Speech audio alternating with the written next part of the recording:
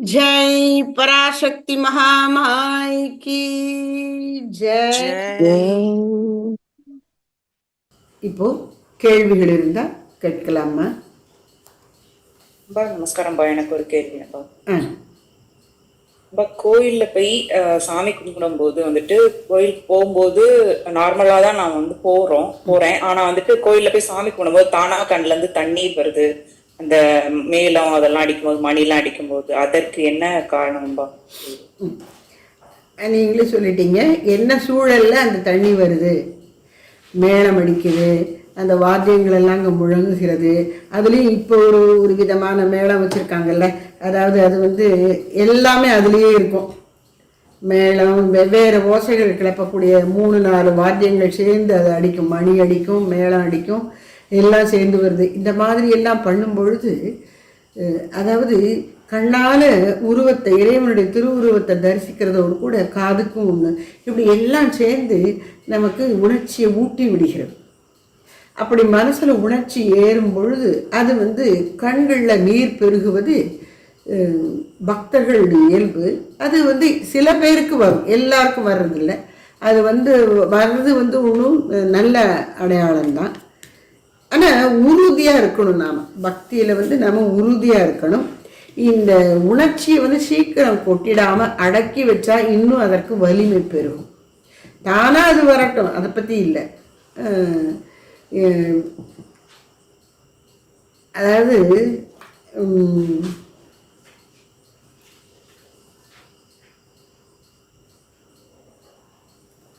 ரொம்ப பொங்கி வழிஞ்சிடாம அதை பாதுகாக்கணும். நான் சொல்கிற வர்றது புரியுறதா? புரியும்படி சொன்னேனான்னு தெரியல. மனசனுடைய உணர்ச்சி பெருக்கினால இப்படி கண்களில் நீர் வரும். அதுக்கு நடுவில் நம்ம கண்ணை நல்லா மூடி இன்னும் ஆழ்ந்து அவரை நினைக்கிறத செய்யணும்.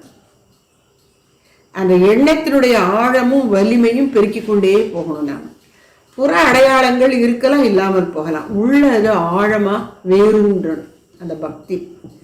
இப்போ இந்த மணியெல்லாம் அடிக்குது, இந்த மேளம் அடிக்குது, அந்த சூழல் அதை தூண்டி விடுது. அந்த சூழல் இல்லாத போது எப்படி இருக்கும்? அப்போ இந்த பக்தியைத்தான் உள்ளத்துக்குள்ளதான் அதை ஆழப்படுத்தி கொண்டே போகணும். சூழல் அமைஞ்சு கண்ணில் தண்ணி வருது, நல்ல அடையாளம் தான். ஆனால் வராட்டாலும் தப்பு இல்லை. ஆனால் உள்ளத்தில் இருக்கிற பக்தி உணர்வு ஆழமாக போகணும். அதனால அதில் நாம் கவனத்தை அங்கே செலுத்துவோம். ஆனால் வர்றது ஒரு நல்ல அடையாளம் தான். ஒரு சின்ன அடையாளம், ஆனால் நல்ல அடையாளம். தேங்க்யூ.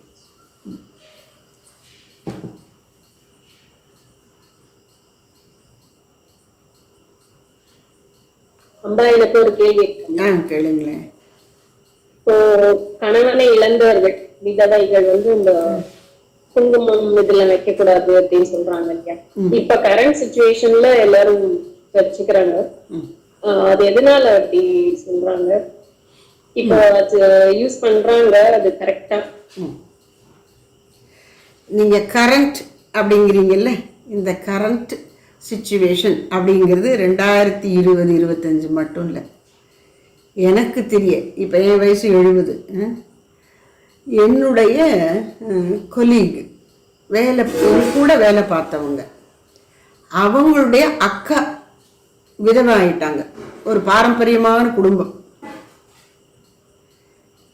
அவர்கள் வேலை பார்க்குறாங்க, அரசு அலுவலகத்தில் வேலைக்கு போகிறாங்க. இப்போ விதவை கோலம் பூண்டால் பொட்டெல்லாம் வச்சுக்காம என்ன வெள்ளப்புடவை அந்த மாதிரிலாம் ஏதாவது கட்டி கொண்டு போனால் இவள் விதவை அப்படிங்கிறது வெளியில் தெரியுது. உடனே சில தீயவர்களுக்கு இவளுக்கு ஒரு தலைவனின் கணவனின் பாதுகாப்பு இல்லை அப்படி அதை இன்டர்பிரட் பண்ணிடுறாங்க. அதனால அவங்க பொட்டு வச்சுக்கிட்டாங்களாம். ஏதோ ஒரு செயின் போட்டுப்பாங்களாம், பொட்டு வச்சுப்பாங்களாம். அப்போ தான் நான் இங்கே வேலைக்கு போக முடியும். இல்லாட்டா என்னை இவளுக்கு ஹஸ்பண்ட் இல்லைன்னு உடனே என்கிட்ட தப்பாக அப்ரோச் பண்ணுறாங்க. அதை அவாய்ட் பண்ணுறதுக்காக, என்னை பாதுகாத்து கொள்வதற்காக நான் பொட்டு வச்சுக்கிறேன் அப்படின்னு சொன்னாங்க. இதை சொன்னது எப்போ? 40-50 வருஷத்துக்கு முன்னாடி. அப்போ என்றைக்குமே பெண்களுக்கு கொஞ்சம் சமுதாயத்தில் பாதுகாப்பு கொஞ்சம், அது எப்படி சொல்கிறது, வருத்தமாக தான் இருக்குது. கொஞ்சம் கம்மியாக தான் இருக்குது. அதனால இதை வந்து தப்பா ரைட்டான்னு சொல்ல முடியாது. ஆனா இன்னும் ஒரு 100 வருஷத்துக்கு முன்னாடி அப்படி இருந்திருக்காது.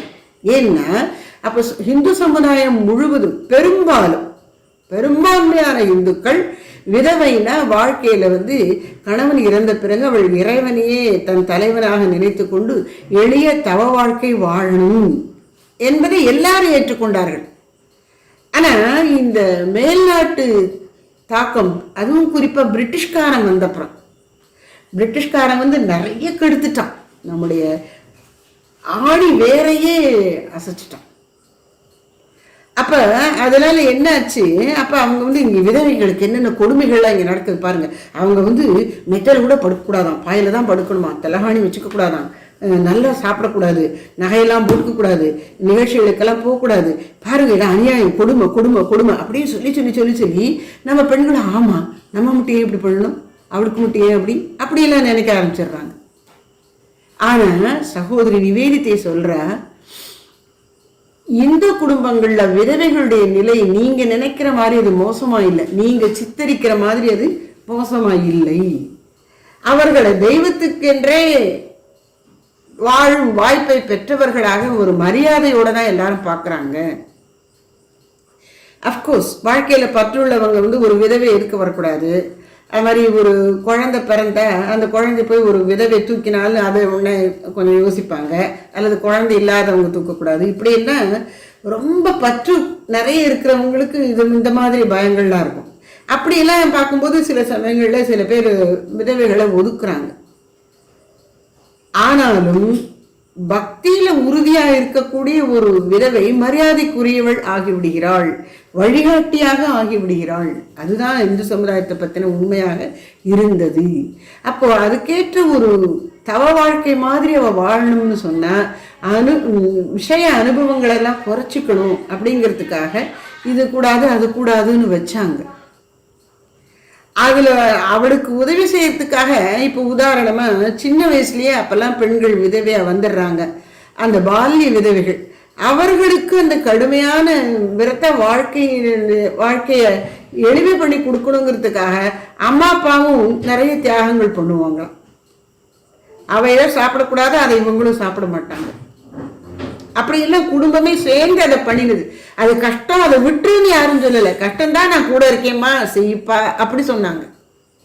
அவ எவ்வளவு ஒரு சப்போர்ட்டிவ் சிஸ்டமா ஃபேமிலி இருந்திருக்கு. இது வந்து இருக்கணுமா அப்படின்னு இப்ப நம்ம கேட்கிறோம், அது நியாயமா அப்படின்னு கேட்கிறோம்.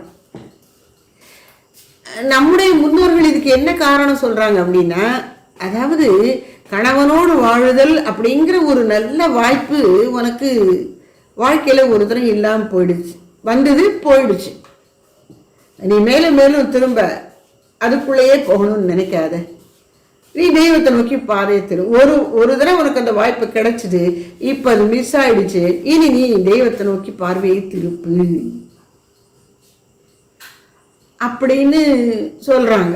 அதுதான் விதவை வந்து தன் வாழ்க்கையை தெய்வத்துக்கு அர்ப்பணிச்சு இருக்கணும் அப்படின்னு சொன்னதனுடைய அர்த்தம். அது முடியாதவங்க தான் இந்த கேள்விகள்லாம் கேட்கறது. முடியாதவங்களையும் அப்படி அப்படியே தட்டி தட்டி கொண்டு போனாங்க மிந்தி. இப்ப கொஞ்சம் விட்டா முடிகிறவங்களையும் தட்டி தட்டி கீழே இறக்கிட்டு வராங்க. இறக்காச்சு, இனிமே புதுசாக ஒன்று இறக்க வேண்டியது. அப்ப விதவைனா பொட்டு வச்சுக்க கூடாதான்னு அப்படின்னு ஏன் தோணுது நமக்கு? இந்த விதவையா இருந்தா ஒரு தவ வாழ்க்கை வாழணும் அப்படிங்கிறதே இப்போ மறந்து போச்சே சமுதாயத்துக்கு, இந்து சமுதாயத்துக்கு. திருப்பூர் குமரனுடைய மனைவி, அவங்க ரொம்ப வயசானவங்கள அவங்க இருந்தபோது ஒருத்தரை நான் பார்த்தேன். அப்படியே வெள்ளப்படவை கட்டிட்டு தபஸ்வினி மாதிரி தான் இருந்தாங்க. இப்போ திருப்பூர் குமரன் சாகும்போது ரொம்ப சின்ன வயசு தானே, அந்த கொடியை தேசிய கொடியை பிடிச்சிட்டு அவன் இறந்து விழும்போது 25 வயசு, அப்படி சின்ன வயசாக தான் இருந்திருக்கும். அப்போ இந்த அம்மா அதை விட சின்னவராக இருந்திருப்பாங்க அவர் இறந்து போகும்போது. அப்போ அந்த சின்ன வயசுலேருந்து இந்த அம்மா அப்படி ஒரு தவ வாழ்க்கை தானே வாழ்ந்திருக்கார். அதெல்லாம் நம்ம சமுதாயத்தில் எல்லாருக்கும் சாத்தியமாக தான் இருந்திருக்கு. ஏன் இப்போ விதவைனா பொட்டு வச்சுக்காம இருக்கிறத வந்து ஏன் சொல்லணும் வச்சா என்ன தப்புன்னு கேட்குறோம். இன்னைக்கு அது சரி நமக்கு தோணுது.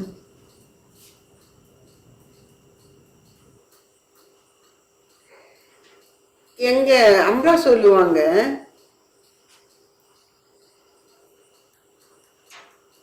ஒரு பெண் சுமங்கலியா இருக்கும் பொழுது நல்ல குங்குமம் வச்சுக்கணும். விதிவசமா விதவை ஆயிட்டான்னா தவறாம விபூதி வச்சுக்கணும்.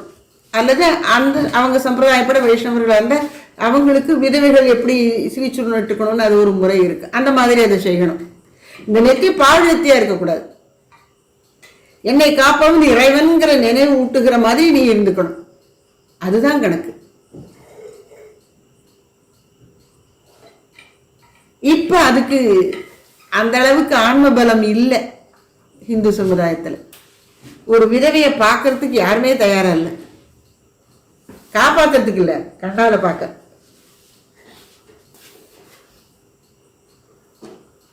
அவளை நான் விதவை கோலத்துல இருக்கேன்னு சொன்னாலும் சுத்தி இருக்கிறவங்க விடமாட்டாங்க. இன்னைக்கு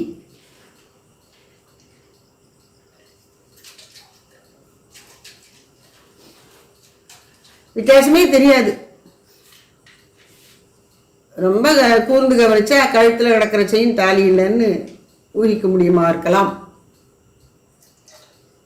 அப்ப சமுதாயம் எங்கேயோ போயிடுச்சு, நல்லதுலேருந்து விலகி போயிடுச்சு. சகோதரி நிவேதித்தை சொல்றாங்க, இந்து சமுதாயத்துல விதவைகளுக்கு வைத்திருக்கக்கூடிய இந்த நியதிகள் கட்டுப்பாடுகள்லாம் கஷ்டமானவை தான். ஆனா கஷ்டமானவைங்கிறதுக்காக அவ தப்பானவை இல்லையே. ஒரு பண்புல ஓரளவுக்காவது உயர்ந்தவர்கள் தான் அதை கடைபிடிக்க முடியும். இல்ல அதை கஷ்டப்பட்டு கடைபிடிச்சிட்டா உன் பண்பு உயர்ந்து விடும். அதுக்காக நீ எப்படி அதை குறை சொல்லலாம்? கஷ்டப்படாம உயர முடியாதே. உயர்வு அடையணும்னு சொன்னா கொஞ்சம் கொஞ்சம் துன்பப்பட்டு தான் நம்ம முன்னேறணும். பணம் சம்பாதிக்கிறவங்களுக்கு ஈஸியா வந்துடாதே. பார்க்குறவனுக்கு பொறாமையா இருக்கலாம். அவன் என்ன கஷ்டப்பட்டு தப்பு வழியில போயே சம்பாதிக்கிறான்னா கூட அதுக்கு என்ன பாடுபட்டிருப்பான், சும்மா வந்துருமா? அப்போ பண்புல முன்னேறணும்னா அதுக்கும் கஷ்டப்படத்தான் வேணும். அது உயர்ந்த நிலையை தான் காட்டுதே வழி அதுல தப்பு இல்லை, கீழ்மை தவறு எதுவுமே அதுல இல்லை. எல்லாருக்கும் அந்த அளவுக்கு போகிறதுக்கு முடியாம இருக்கலாம். ஆனா சமுதாயத்துல அதை பெரும்பாலோர் அதை ஏற்றுக்கொண்டு அதற்கேற்ப வாழ்கிறார்கள். அப்படிப்பட்ட குடும்பங்களையே நான் இன்றும் காண்கிறேன். இந்த கிறிஸ்தவ மிஷனரிகள் சொல்லுவது போல இந்திய விதவைகள் அப்படி ஒழுக்க கேட்டுக்கு போனவங்க இல்லை அப்படின்னு உறுதியா சொல்றாங்க. ஆனா அவங்க சொல்றாங்க, கிறிஸ்தவ மிஷனரிகள் அப்போ சொல்றாங்க நிவேதித்த காலத்துல அப்படியெல்லாம் தப்பாயிடுது, அதனால விடக்கூடாது, பாருங்க ரீமேரேஜுக்கு வாய்ப்பு கொடுங்க அப்படின்னு கொண்டு வந்துட்டாங்க. ஆனா நம்முடைய பழைய வழக்கம் சரி, ஒரு தடவை உனக்கு அந்த வாய்ப்பு தவறி போச்சா, நீ பகவான் நோக்கி திரும்பி, எப்படியா இருந்தாலும் நீ இந்த வாழ்க்கை பகவானை அடைவதற்காகத்தான், அதனால நீ இந்த பக்கம் வந்துரு அப்படின்னாங்க. பெண்களுக்கு துறவுங்கிற வாய்ப்பு தனியா கிடையாது. அவள் விதவை ஆயிட்டா அவள் துறவிதான். அப்படித்தான் வச்சாங்க மிந்தி. அதனால சமுதாயத்தினுடைய மனநிலைக்கு ஏற்ற மாதிரி இந்த மாற்றங்கள்லாம் கொண்டிருக்கு. அதுக்கு நடுவில் தர்மம்னு ஒன்று இருக்கு, ஆன்மீகம்னு ஒன்று இருக்கு, உயர் பண்புன்னு ஒன்று இருக்கு. அந்தப்படி பார்க்கும்போது வாழ்க்கை இப்படி ஒரு விதவையினுடைய வாழ்க்கை தவ வாழ்க்கையாக இருக்கணும். ஆனால்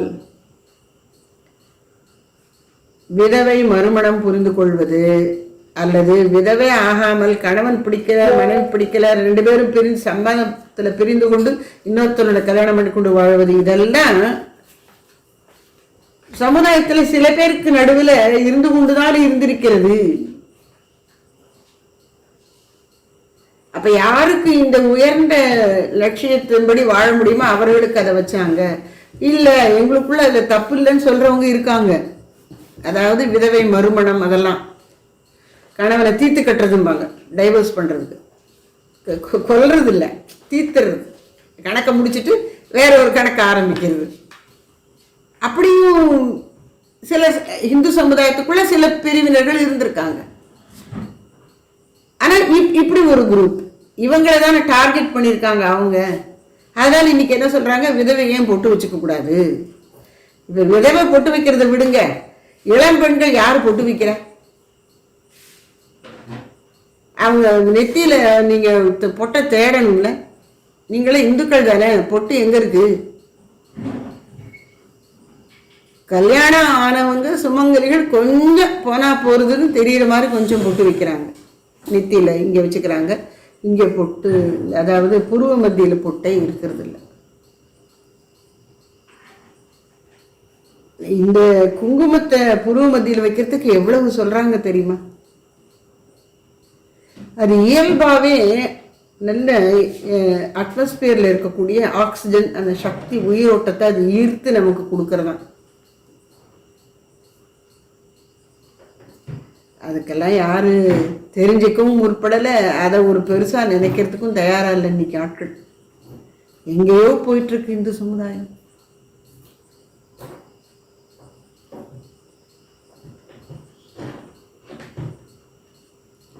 அலங்கார சின்னமா மட்டும் பொட்டு இல்லை, அதனால. ஆனா அது ஒரு அழகு கொடுக்கிறது பெண்ணுக்கு, அதனால அதை வேண்டான்னு வச்சாங்க விதவைக்கு.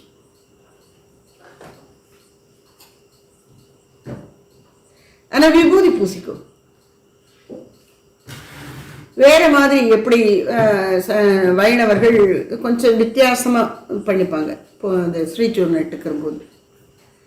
அப்படி சமய சின்னத்தை அணிந்து கொள், ஆனா அதை ஒரு அழகாவும் ஒன்றை முன்னிறுத்துவதாகவும் இல்லாதபடி பண்ணிக்கோன்னு தான் வச்சாங்க. அதான் அதுக்கு அர்த்தம். ஆனால் உடனே எல்லாத்துக்கும் இந்த சுயநலம் பார்க்கக்கூடியவங்க குங்குமம் வைக்கக்கூடாதுங்கனால அவங்க முன்னாடி வந்தாலே இது தப்பு, அப்படி இப்படி ரொம்ப பண்ணி இவங்களும் சரின்னு சொல்லி உடனே அதான் சாக்குன்னு பொட்டவை பூவை எல்லாம் பண்ணிப்பாங்க. ஒன்றுமே தெரியாது, வித்தியாசமே தெரியாது இவங்களுக்கும் அவங்களுக்கும்.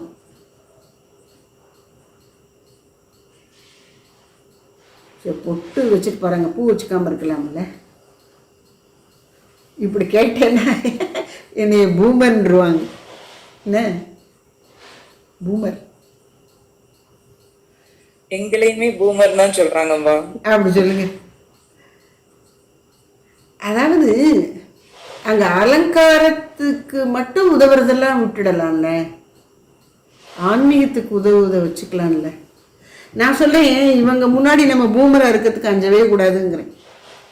உலகம் என்பது உயர்ந்தோர் மேற்றே.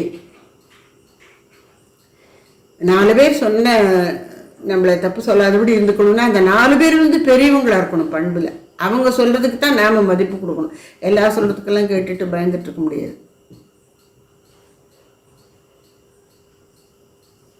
சகோதரி நிவேதித்தை தி வெப் ஆஃப் இந்தியன் லைஃப் அப்படின்னு ஒரு புத்தகம் எழுதியிருக்காங்க. அதில் முதல் 6 அத்தியாயங்களும் ஹிந்து குடும்பங்களில் பெண்களின் நிலைன்னு வெவ்வேறு வகையில் தான் அதை எடுத்தெடுத்து சொல்கிறாங்க. முதல் அத்தியாயத்தை விட்டுட்டு அப்புறம் ஒரு 5 அத்தியாயமோ 6 அத்தியாயமோ பெண்களை பற்றி மட்டும். அதில் விதவைகள் எப்படி இருக்காங்க அப்படிங்கிறத சொல்கிறாங்க. மற்ற எல்லா அவங்களுடைய எழுத்துக்கள் எல்லாத்துலேயுமே பல இடங்கள் இப்படி இந்து பெண்களுடைய சிறப்பை சொல்கிறாங்க.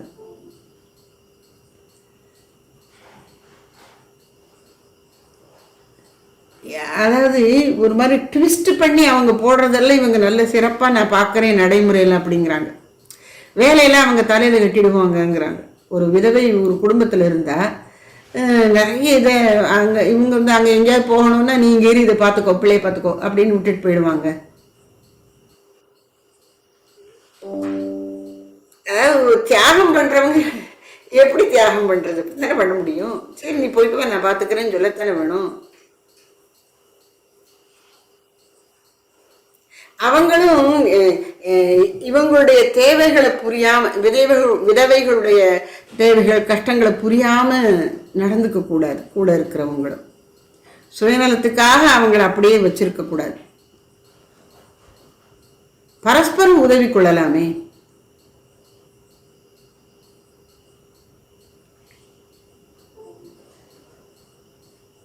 வங்காளத்துல ஒரு பழமொழி உண்டா, விதவை கையில் இருக்கிற சொத்து அழியவே அழியாது, வளரும் அப்படின்னு.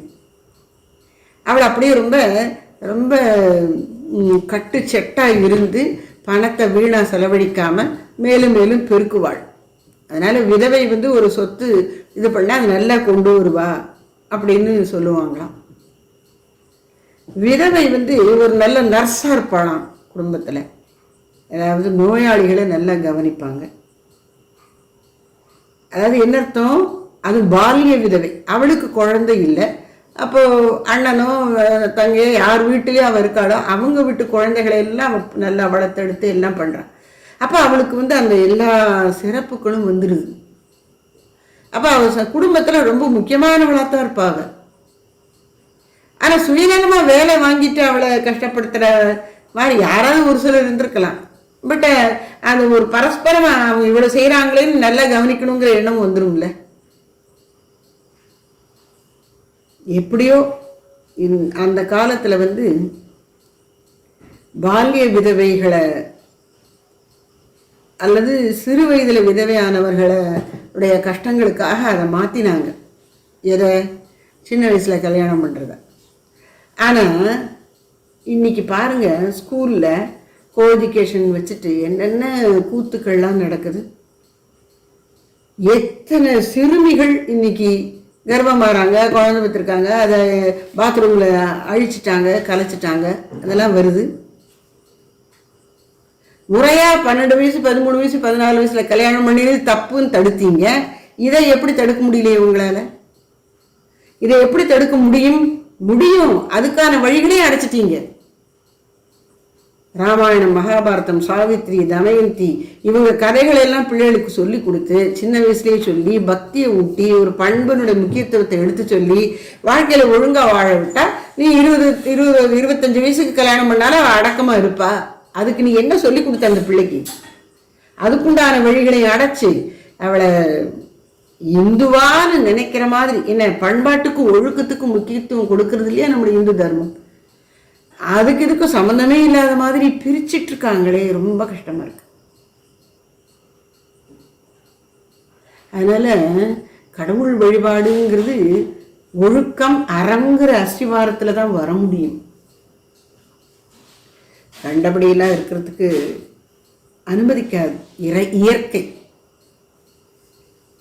இருந்தால் அதுக்கான தண்டனையை நாமளே அனுபவிக்கத்தான் முடியும். யார் அப்படி இருக்காங்களோ அவங்க அனுபவிக்கணும். இன்னைக்கு சொல்றாங்க அதெல்லாம் ரொம்ப கவர்ச்சிகரமாக இருக்கலாம், சுதந்திரம் அப்படின்னு. அது சுதந்திரம் இல்லை, அழிவுக்கான லைசன்ஸ்.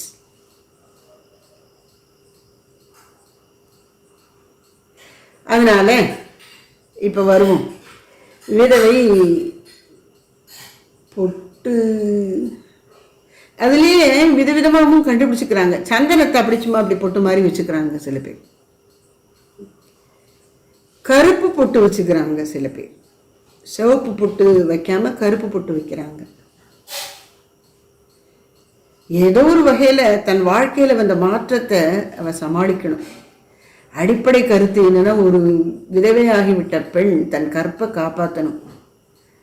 சரீரத்தினுடைய இச்சைகளுக்கு பணிந்து தவறான வழிக்கு போயிடாமல் இருக்கணும். அதுக்கு அவளுக்கு என்னென்ன கட்டுப்பாடுகள் உண்டோ அதை அவளே விதிச்சுக்கட்டும். தற்காத்து சிறை காக்கும் காப்பு எவன் செய்யும், மகளிர் நிறை காக்கும் காப்பி தலை. தம்ஷி இதுதான் ரகசியம். அதனால சமுதாயத்தில் விதவையோ சுமங்கலியோ பெண்ணுக்கு கற்பு என்பது உயிரினும் மேலானது. அந்த லட்சியத்தை இந்து சமுதாயம் மறக்கவே கூடாது. அதுதான் சகோதரி நிவேதித்தை அதை பிடிச்சிட்டா. பாரதத்தில் அப்படித்தான் இருக்குது ஹிந்து சமுதாயத்தில் என்பதை சொல்கிறான். நான் கல்லூரியில் கூட சொல்லி கொடுத்துருக்கேன், உங்களுக்கு நினைவு இருக்கலாம். The central virtue of Hindu life is the chastity of its women. Hindu குடும்பங்களின் மையமான சிறப்பு எது என்றால் ஹிந்து பெண்களின் கற்பு நெறிதான். அதுதான் நமக்கு முக்கியம். நீ கணவன் உயிரோடு இருக்கக்கூடிய சுமங்கலியாக இருந்தாலும் சரி, கணவன் இறந்து விட்ட விதவையாக இருந்தாலும் சரி, கற்பு நெறி தவறக்கூடாது. அதுக்கு எது எது உதவுமோ அதை பண்ணிக்கோ. பொட்டு வச்சுட்டு நான் ஒழுங்கா இருப்பேன்னு இருந்துரு, தப்பு கிடையாது. அது மாதிரி சில விஷயங்கள்லாம் கேட்டால் இன்றைக்கி தப்பாக போயிடுது. இப்போ கொஞ்ச நாள் முன்னாடி அந்த பல்கலைக்கழக வளாகத்துக்குள்ளேயே ஆண் நண்பனோட எங்கேயோ போய் இருட்டில் போய் தனியாக போய் உக்காந்து அங்கே எவனோ ஒருத்தன் வந்து ரொம்பெல்லாம் பண்ணினான்னு ஒரு பெரிய பிரச்சனை வந்தது. இப்போ சமீபத்தில் கோவையில் ஏதோ ஒரு பிரச்சனை. இப்போ இவன் எதுக்கு அந்த நேரத்தில் அப்படி யாருமே இல்லாத இடத்துக்கு போற? அந்த கேள்வியை கேட்டா இதை வந்து தப்பு பண்றவங்க அவங்களுக்கு சாதகமா கேட்குறாங்க, அவங்க கேட்கறதும் தப்பு. அதுக்காக யாருமே கேட்கக்கூடாதுன்னு சொல்றதும் தப்பு. அஞ்சாமல் தனி வழியே போக வேண்டாம். இப்போ காதலர்களுக்கு வந்து பொது வெளி எல்லாரும் இருக்கக்கூடிய இடம் தொந்தரவா இருக்குன்னா அதுக்காக இப்படி போய் ஆபத்தை விலைக்கு வாங்கிக்குவாங்களா?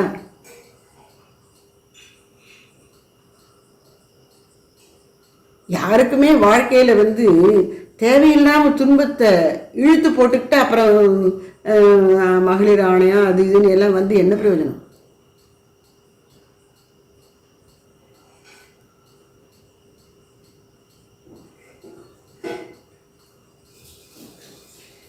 வழி தவறாம இருக்கணும், அதுதான் விஷயம்.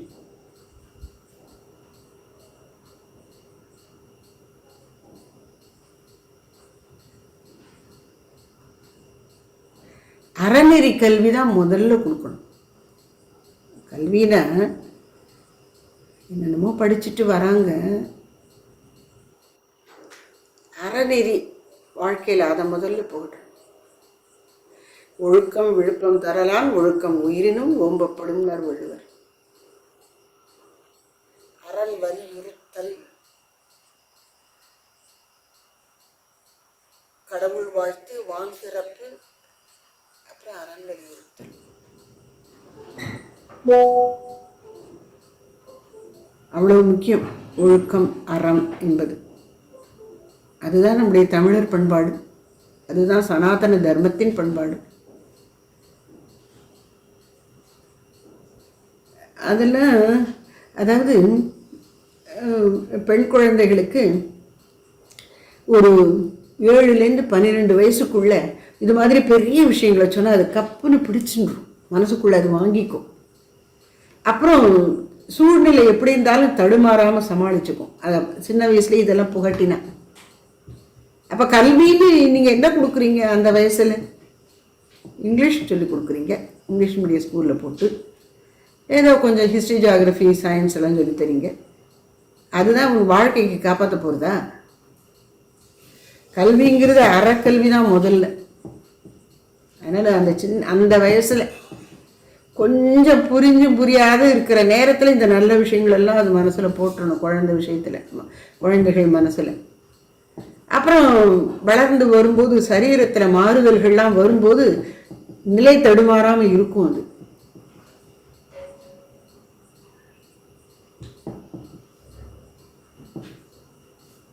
அதெல்லாம் எப்படி திரும்ப வரும்னு தெரியல. சகோதரி நிவேதித்தை சொல்ற, ஐரோப்பியர்கள் வந்து அவங்களே ஐரோப்பாலேருந்து வந்தவங்க தான், ஆனால் உண்மையை ஒத்துக்கிறாங்க. ஐரோப்பியர்கள் ஆப்பிரிக்கா, ஆசியா, அமெரிக்கா போன்ற மற்ற கண்டங்களுக்கு சென்று அங்கு ஏற்கனவே இருந்த பூர்வ குடியினர்களை மாற்றினார்கள், மாற்ற மறுத்தவர்களை அழித்தார்கள். இது இந்தியாவில் மட்டும் இல்லை, எல்லா நாடுகள்லையும் அவங்க பண்ணியிருக்காங்க. என்ன விஷயம் அப்படின்னா, இந்தியர்களுக்கு இந்துக்களுக்கு மற்ற எல்லாரையும் விட இழப்பு பெருசு. ஏன்னா சனாதன தர்மம் அப்படி ஒரு முழுமையான வளர்ச்சி அடைந்த ஒரு அற்புதமான தர்மம். வெறும் சமயம் மட்டும் இல்லை, முழு வாழ்க்கை நெறி. அதில் கை வச்சு அவனை மாற்றினா எவ்வளோ பெரிய நஷ்டம். இப்படித்தான் எல்லா நாடுகளுக்கும் எல்லா பண்பாடுகளுக்கும் பண்ணியிருக்காங்க. அது இந்துக்களுக்கு அது பேரிழப்பு, மற்றவங்களை விட பெரிய இழப்பது அப்படின்னு சொல்கிறாங்க. அதனால் நம்முடைய பழைய பண்பாட்டுக்கு நாம் வரணும். அதுதான் இந்த சூழலில் நாம் நினைக்க வேண்டியது. சரி, அன்னையின் அருளாலே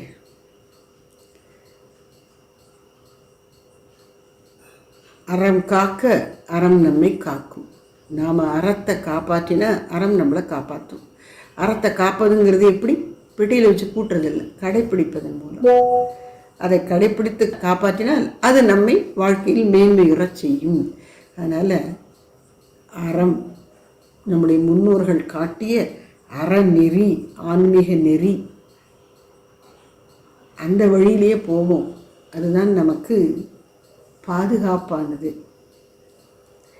அதை மறந்தோன்னு சொன்னால் இயற்கை நமக்கு பாடம் கற்றுக் கொடுக்கும். மறந்து இருந்தாலும் அடி கிடைக்கும், கஷ்டங்களை சந்திப்போம். அப்போவாவது நம்ம தெரிஞ்சுக்கணும். பார்ப்போம். அன்னையினால பெரியவர்களெல்லாம் வந்தது இருக்கு. சுவாமி விவேகானந்தர் போன்ற பெரியவர்களெல்லாம் அந்த சனாதன தர்மத்தினுடைய சிறப்புகளை நமக்கு மீண்டும் நிலைநாட்டி ஆன்மீக பலத்தோடு நாம் உலகுக்கு தலைமை தாங்கக்கூடிய நன்னாள் வரணும் அப்படின்னு நிலைநாட்டுவதற்காகத்தான் அவங்கெல்லாம் வந்தாங்க. அவர்களுடைய அந்த அவதாரம் எல்லாம் வீண் போகாது. அவர்கள் காட்டிய வழியிலே அவர்கள் தற்காலத்தில் தோன்றிய மகரிஷிகள். முன்பே நமக்கு பெரியவர்கள் சொன்னதை அவர்கள் மீண்டும் காட்டியபடி நாம் இன்றைக்கு கடைப்பிடிக்க முயலுவோம். ஜெய் பராசக்தி மகாமாய் கி ஜெய். பாட்டு பாடுங்கம்மா, நம்ம நிறைவு பாடல். சாந்தி நிலையமா கௌசல்யா பாடுறீங்களா? சாந்தி நிலையமாம் சாரத தேவி ஜெய ஜெகதீஸ்வரி ஓம் ஜெகதீஸ்வரி ஜெய ஜெய ஜெய ஜெகதீஸ்வரி ஓம் ஜெய. சாந்தி நிலையமாம் சாரத தேவி ஜெய ஜெகதீஸ்வரி ஓம் ஜெகதீஸ்வரி ஜெய ஜெய ஜெய ஜெகதீஸ்வரி ஓம் ஜெய. சாந்தி நிலையமாம் சாரத தேவி ஜெய ஜெகதீஸ்வரி ஓம் ஜெகதீஸ்வரி ஜெய ஜெய ஜெய ஜெகதீஸ்வரி ஓம் ஜெய. சாந்தி நிலையமாம் சாரத தேவி ஜெய ஜெகதீஸ்வரி ஓம் ஜெகதீஸ்வரி ஜெய ஜெய ஜெய ஜெகதீஸ்வரி ஓம் ஜெய. சாந்தி நிலையமாம் சாரத தேவி. ஜெய் ஸ்ரீ சாரதா மகாமாய் கி ஜெய்.